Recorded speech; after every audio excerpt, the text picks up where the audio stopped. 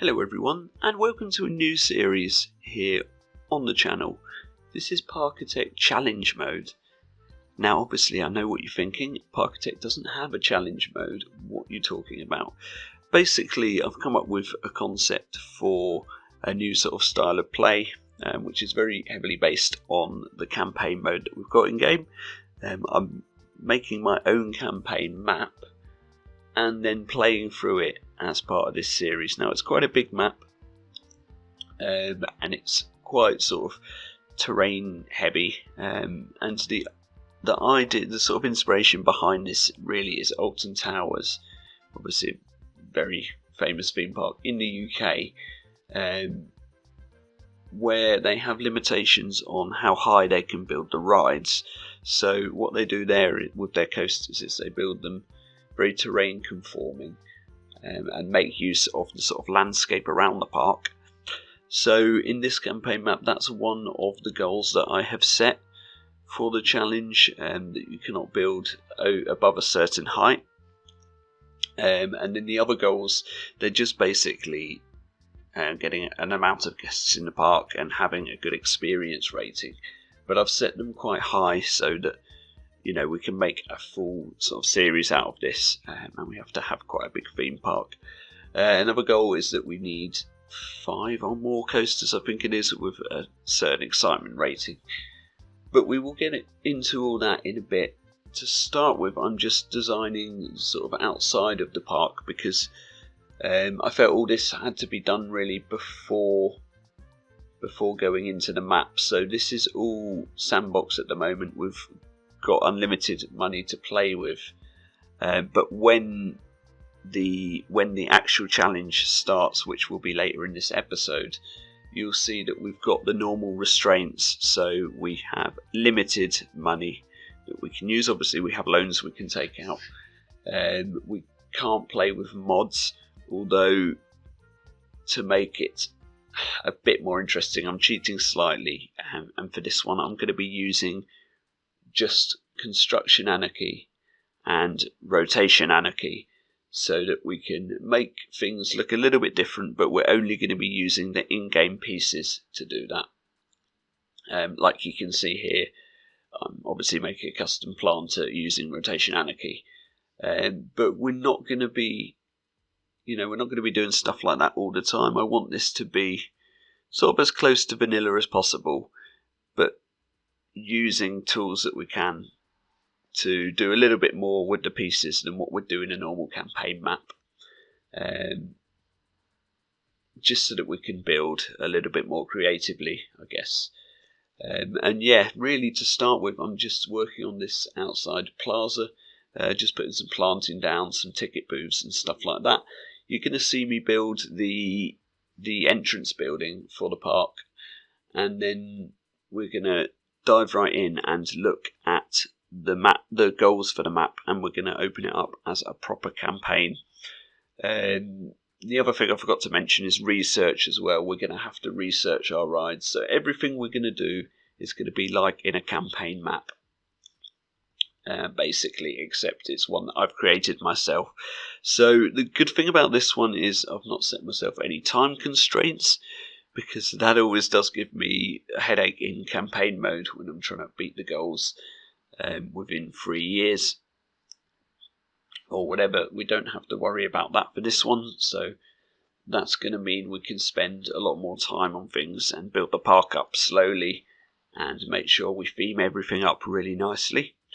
It'll be sort of doing one themed area at a time rather than diving in and doing the whole thing, and then theming it afterwards. So I want to keep this park kind of realistic as possible, but without going overboard. I'm not going to do loads of backstage areas and loads of car parks and stuff like that. We've got the basic sort of infrastructure already placed around the park. There's a depot with a little staff parking section over to the left of where we're building now. And yeah, you're not going to see a car park in this one. We're going to assume that it's off the edge of the map so that saves me bothering with doing that, because it's not something that I particularly like doing. And now you can see that I'm moving on to the entrance building for the park itself, using very simple pieces here. It's going to be a very generic looking entrance building, where you can see obviously from the thumbnail. But again, we are using construction anarchy here, so I've used a little technique of just layering the arch, the doorway pieces, sort of behind each other to give them a bit more depth, and I quite like the way that looks. I think that's sort of interesting idea to do. It makes them look a little bit different, a little bit thicker. And then this bit, there'd sort of be little booths where you hand your tickets in or whatever, or maybe even the security would be in there as you go into the park. We want to keep it fairly low key as well, so it's just a 2-story building, but then I did end up adding more to it round the edge, so that it's not just this sort of rectangular box.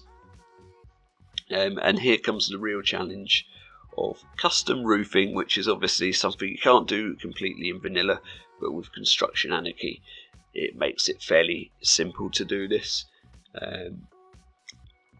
It's quite time consuming obviously, and it is quite performance heavy if you're going to do this, but I do think for the entrance building we needed something that looked a little bit more fancy, so yeah, ended up doing that. And I realised in the end that this building probably looks a little bit Mediterranean, if you're sort of going to give it any theme. But it's fine, I think it works absolutely fine for what it's supposed to be, a generic sort of UK style theme park entrance. I'm not necessarily saying that this theme park will be set in the UK, although it is inspired by Alton Towers. It could be anywhere really. We're not gonna sort of set a location for this one. And you can see there playing about a bit with rotation anarchy. Not entirely sure what I was doing with it there, but it's been so long since I've used that mod that I'm really having to get used to it again, because obviously it does require a certain level of technique to build things with rotation anarchy. You can see there I'm putting in some windows as well, and I've done the same trick as I have with the doors of just layering a couple behind each other. And then I put the sign in for the name, which I haven't mentioned yet, although you'll be able to see in the title of the video. This one is called Hillside Gardens. That's going to be the name of our park. It's a very bog standard name. I'm not the best at naming things, but I think it works fine. I did a quick Google to check that it hadn't been used before anywhere, and I couldn't see anywhere that anyone that had used that name before, so I thought that would be fine.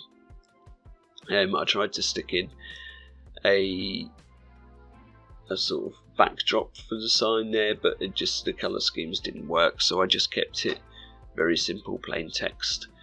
And then it was a case of working out what to do with the rest of the entrance building, so using some pillars here and then just copying bits across. I wanted a bit of variation on it, so ended up making this a sort of feature.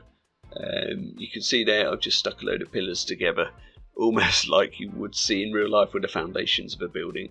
This is just so that I could work out where I was going to put everything and lay it out like a plan in my head before actually building everything, and that technique worked a lot better because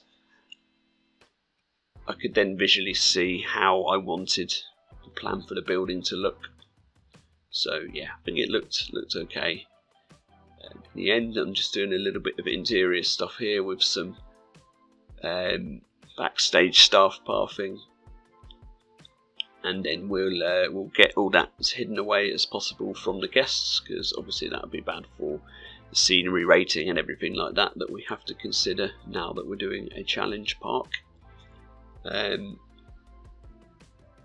yeah, the back of this building has to look as good as the front as well, because obviously guests are going to see it on the way out and it'll be their last impression of the park as well.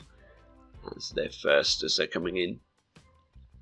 So right at the end we do end up adding a sort of thank you for visiting sign on the back of the building as well.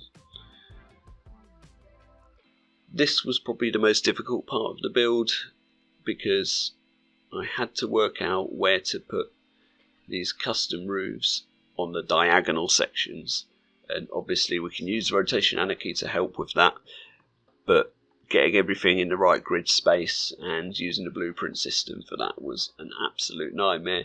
There's some bits that sort of overhang other bits. There's some areas where you think, should that be a straight piece or a diagonal piece? And there's some bits that just had to be placed off the grid completely, which is always a bit of a nightmare. So this is probably the part of the building that took me the most time to complete. But I think it was worth it. I think it comes out looking really good. And I do think a custom roof like that really does add some depth to your building. And you know, it is something that can be done in complete vanilla without even construction anarchy, but I find it a lot more tricky doing it in vanilla, and I can't always get the sort of shape that I'm looking for with a roof here. Obviously these are fairly flat pieces of roof tiles or whatever. They're based on the sort of western roof from the vanilla pieces. So they've got the same pitch as those roofs, if that makes any sense. And then at the top I've just added sort of a peak. I can't remember what you'd call that, but you know, the sort of pole that goes along the top to join everything together and look a bit neater. And yeah, you can really see how the whole entrance building's coming together now. Just a case of adding some extra detailing, so we need some windows, doors, some queue path bits you can see going in there, just so people can queue up to go through into the park. And I added a door there as well with a little gate for staff to sort of enter and exit through this building, because I want to make sure that everything like that makes sense as well. And yeah, I think I've found a really good technique actually that would probably work well in vanilla as well, and that's using the adventure blocks as wall pieces rather than the adventure walls themselves, because they can sink in a little bit more to the actual building. And yeah, I think that's something that looks really cool. It just gives them a little bit more depth as well. So yeah, that's quite a nice technique that I found to do. There you can see we're putting some planting in as well. And finally we work on the spire for the sort of tower section here. And this was actually a lot easier than I expected. I thought I'd be playing about for ages with this, but it come together pretty quickly. Obviously using rotation anarchy and just making one part and then blueprinting it round till we had a sort of complete pyramid shape, and then just placing the bricks in. And again, you only have to do it on one side, blueprint it round and place it on the other pieces. And yeah, I was actually amazed how simple that came together and how easy it was. So what we're going to do in a minute then is head over into the park, go to a real-time section and have a look at the goals and what we've got to work with for this challenge and get started on the park. Obviously I'm going to be making sure that I do plenty of different saves for this one, so if we do make any mistakes at any point, we can go back and not lose too much. So I will see you over in the real-time section. Okay, so welcome to Hillside Gardens. This is how it looks when we start it up as a new sandbox park. So this is the game officially in challenge mode now. We have to work with money, we have to work with research, and we have to try and meet the goals. So if we take a look at the goals, We need to have at least 5 coasters in the park with an excitement rating of 60 or above. So that's the main one we'll work towards. Have at least 1,400 guests in your park. That's quite a high target. I think I'm really going to struggle with that, to be honest. Have a happiness rating of at least 80%. And then the challenge optional goals are to have an experiences rating of 75%, which is a £5,000 reward, and have at least 800 guests in your park, which is a £10,000 reward. So we should meet this one on the way to meeting this one anyway. Just going to pause it for a sec because I can see some guests coming towards the park there. But we'll have a look at what land we've got then. When you zoom out like this, it doesn't look like a big sort of selection of land at all, a big piece of land at all. We've got this lake in the middle, lots of hills, as you can see, some foresty areas as well. I think we've got some interesting land to work with, and we can buy this section as well for £25 a piece, $25 a piece. So yeah, hopefully we can squeeze 1,400 guests into this park. It was a bit of a guesswork sort of situation when I set up the goals, so yeah, we'll just have to see how it works out. As you can see, this is what we've got at the moment. This is the entrance building that we've obviously just built, and the entrance plaza. And then over here we've got the depot with some staff parking, which I think looks pretty nice. We need to find some sort of way of covering all this up so it's not so in your face, because it looks horrible at the moment. But yeah, that's all something that we'll get working on when we get on with the park. So if we could take a look at the rides that we've got for this one. Gentle rides, we've got carousel, bumper cars, Ferris wheel and teacups. Pretty good selection. Really good selection of thrill rides actually. The inverted double swing, the jumper, the swinging ship, the twister and the wipeout. Coasters, we've not got that many. Junior coaster, steel coaster, wild mouse and Woody. These are pretty standard, I guess, to start with in a challenge in a challenge mode map.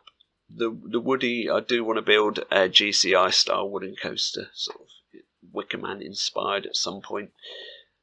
Transport rides, we've got the boats, the railway and the monorail. I wouldn't mind building a railway if we can. I think that'd be pretty cool.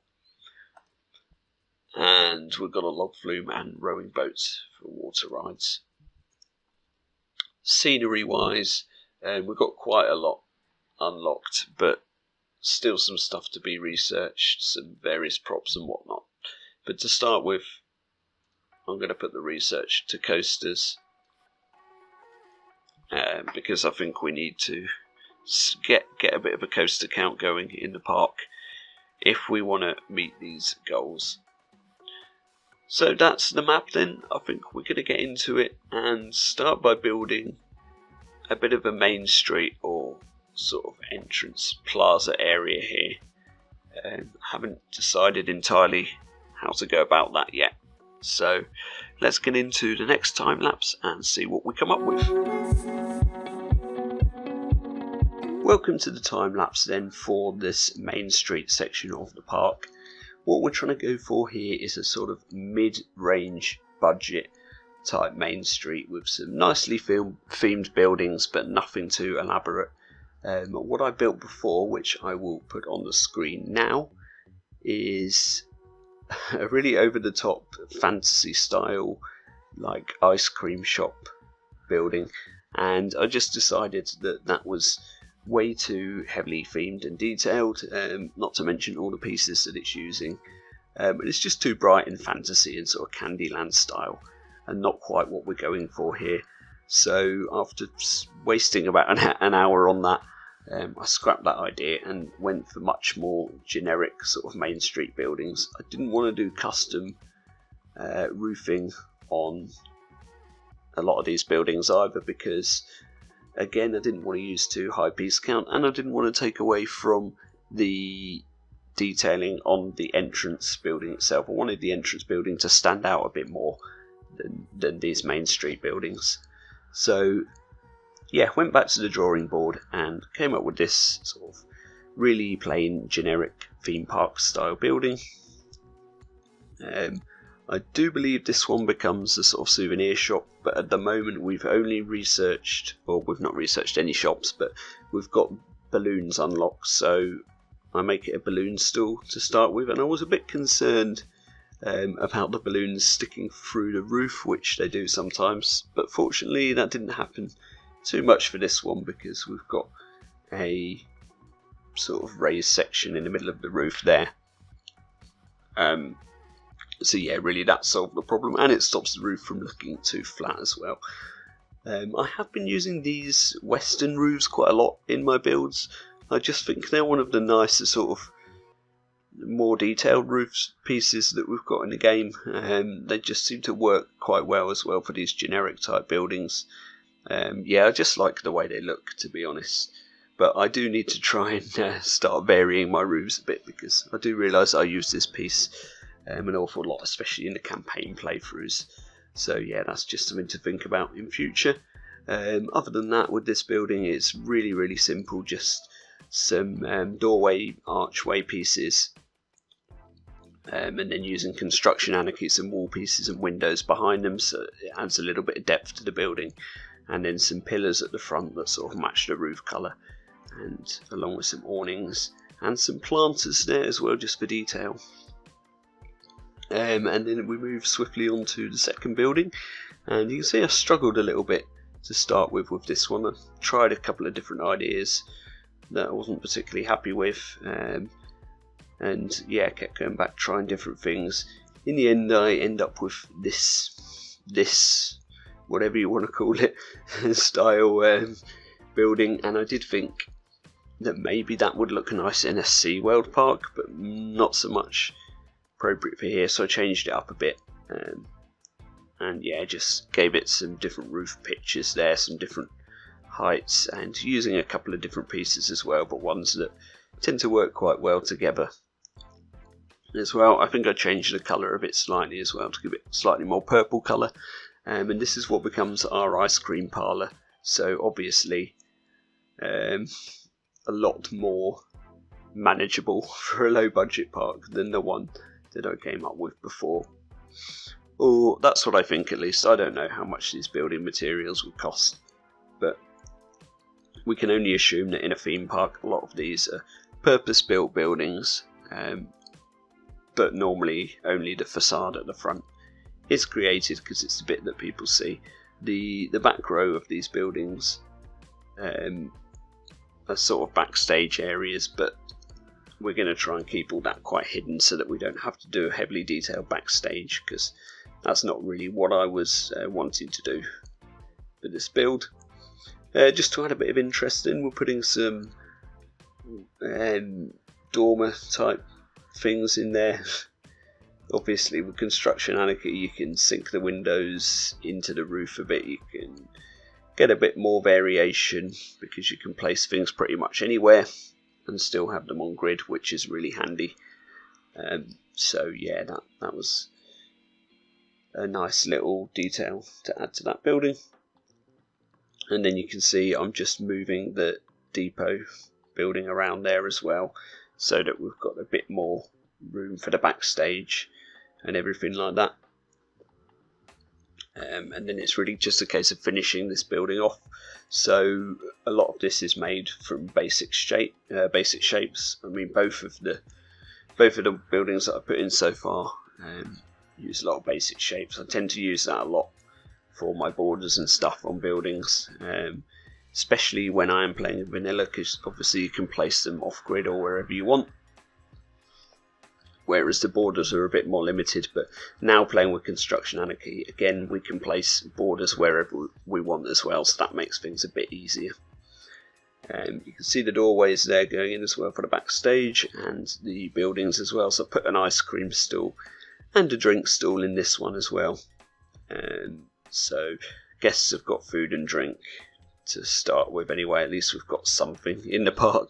No rides yet, no reason for them to be there. So obviously we're sort of focusing really on getting the design of this main street in before we start focusing towards more of the gameplay element. You're not really going to see much of the gameplay itself, or working towards the goals rather, in this episode. That will come in the next one, where we have to start actually making money, because we've spent half of the budget so far on this main street.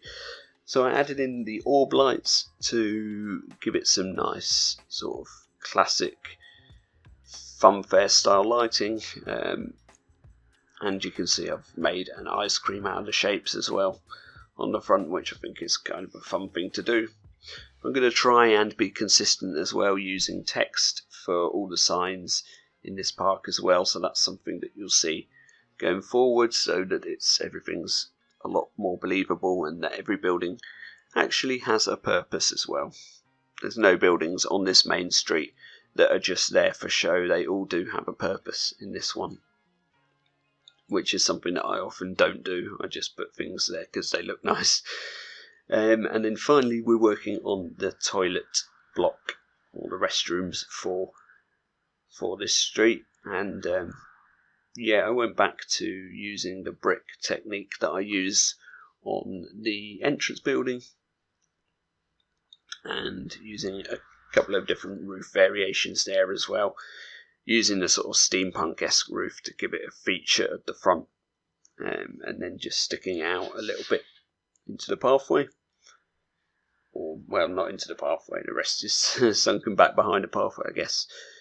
But yeah, there's not an awful lot to say about this building. I did change the roof colour as well, because it was too similar to the entrance to the first building that you come to.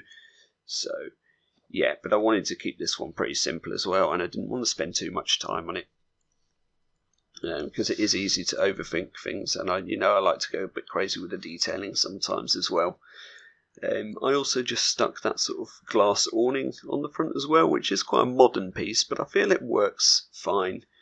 I feel like it's something believable that they would have stuck onto this building. So yeah, we'll keep that in. And I've just realised, actually, I think the roof, both sides, the left and right part of that roof, are different colours. I'm not sure, but anyway, it's fine. I think it looks pretty good anyway, so we'll stick with that. And that is one half of the main street done. Just sorting out the middle section here then of the pathway, and I just thought we'd put in some planters with some trees, but I also had to add some curbs pieces to the ground so the guests don't walk through the middle of the trees. We're going to try and avoid things like that happening the best we can. Sometimes when you're placing stuff off grid, or even on grid, but in certain places with pathways, it can happen anyway. Moving on then to the other side of the main street. So this building is probably the most detailed, probably the one I spent the most time on as well, because we do a bit of rotation anarchy on it, and we have some off-gridded pieces, which always makes things a bit more difficult unless you're doing things with the perfect sort of circle using the blueprint technique, which we're not doing here. We're just sticking them on a slightly odd grid space, diagonal. I realised afterwards that I could have probably just used the diagonal walls to do that anyway, but I'm not sure if there's one with that window that I was looking for. So yeah, I'm not entirely sure if that would have worked or not, but it's fine. I'd say I spent some time on it, but it didn't take me awfully long to complete this main street. I've definitely been quite time efficient for it, to be honest. I thought this first episode would have taken us to the end of January, so I'm quite happy with the progress we've made so far, actually. And yeah, we'll just have to see how the rest of this series pans out, because I'm a little bit apprehensive, actually. Looking back on the live portion that I just did, I just rewatched that before recording this commentary, because this is another day me from when that one was recorded. And the size of the park really isn't that big, especially for the guest count that we put for the goals. So I'm really going to have to try and utilise the space in the best way possible. and we might even need more coasters than the goal actually dictates. So yeah, I think we're going to have to be really clever about how we sort of fit the coasters and different rides into this park. But anyway, going back to the building that we're actually working on, as you can see, not a lot really got done in that space of time where I went off on a tangent. The windows are all in place, just using the standard windows everywhere on this main street, but sinking them in again just to get a bit of depth, a bit of variation. And yeah, I think it turns out looking pretty cool. The roof is the bit that I struggled with the most on this building. Because obviously finding roof pieces that fit the right way with the diagonals and stuff, you can pretty much do anything you want with rotation anarchy and construction anarchy, but it can be pretty time consuming, and you have to sort of polish off some corners and edges that don't completely match up. And you'll see what I mean now when we start putting these roof sections in. So I'm just using one of the standard roofs there. And yeah, having to place some diagonally, but having to then match them up as well on the other side so that they don't look like they're just half a roof piece, if that makes any sense. And then I had a feature roof in the middle on the top to cover everything up. And then I realised that we don't actually need these two to the side, so I just ended up basically getting rid of them. And I think some of these walls and stuff have to go completely off grid as well, which is never something fun to do. And it's never something that I'd recommend you to try and do with anything like that in Parkitect. Obviously, trees and plants, they're great to be placed wherever, but when it comes to walls, you really want to try and get everything on grid. But yeah, after a bit of playing about, we get everything into place and sort of cover it up the best possible. You've always got to bear in mind as well that from a guest point of view, they're only going to see what's in front of them really, so they're not going to see the roof in too much detail. Just the reason for sort of making sure it's all polished off nicely is because we're viewing the game from an overhead perspective. So yeah, finishing the roof off then with some cylinder shapes there. I do realise that I just completely drifted off at the end of that sentence and didn't finish it properly. But yeah, it's fine. So as you can see, all that sort of mess of roof now looks pretty coherent and pretty nicely joined together. And yeah, I'm happy enough with how it turned out. And then it was the case of trying to sort this one out of the back, which I found to be quite a nuisance. I think I had to just put smaller pieces in or sink them down a bit in the end. But again, this isn't going to be a part that's really that noticeable, and it's not an angle that you'd be looking at the building too much from anyway, and we'll probably cover up all the backstagey stuff back there with a load of foliage anyway at a later stage. So there you can see the pretty much the completed shape of the building and how it's going to look. I really like this building, but it does actually remind me a little bit of the Disneyland the Disneyland Paris Park Hotel that's over the entrance, and that's something that I've built. Well, it's not something that I built before, but the entrance building to, was it Fantasy Kingdom, my last sandbox park? Also looked quite a bit like that. And again, I don't think it was intentional. I think that one might have been a bit inspired by it, but this one definitely wasn't intentional. So if it looks like that, it's sort of coincidence really. And yeah, you can see this becomes a guest services building, and I add a few borders to the roof section there as well to give it a bit more detail, because I think it just looked a little bit plain when you zoom in there as well. So yeah, just rotating some borders and randomly sticking them in to make it look like it's sort of made of wood panels, which I think is quite a cool look. And then some nice planters to give it a bit of contrast at the front as well. finally then, and this is the last thing we build in this episode pretty much. This is a burger and soft drinks restaurant, and we theme it basically like it's a fast food joint. We call it Burger Town, and yeah, it's sort of got like Burger King, McDonald's, well maybe not McDonald's because they all look different nowadays, but yeah, maybe like Burger King vibes, but like a cheap rip-off that you might see in a theme park that's you know, more expensive and not as good usually. Although I say that some theme park food is amazing. It really just depends where you go. You're thinking of like a Six Flags park or something, you know, you don't really expect the best food. And I think the same will probably be said for this park. So just using some red and blue sort of colour schemes here with a dome on top that draws you in towards it. And then the logo, which I think looks very much like the Burger King sort of sign. And then I make a little burger out of shapes as well, which I think completes the build nicely, and it's very simple. And then it's just a few finishing touches, so some windows so that the building's not an empty shell, and yeah, and just playing about a bit with the backstage there, and then I just add some fencing and some benches in and all those cool things that we need for to make the building look complete. And that pretty much is our main street. So I think I'm going to leave the episode at this today, and then in the next one we're going to start tackling the gameplay. I need to get some rides and probably a coaster in and really look at how we're going to manage that budget and make sure we don't go bust. So I'll see you all in the next one. Thank you for watching. Bye bye.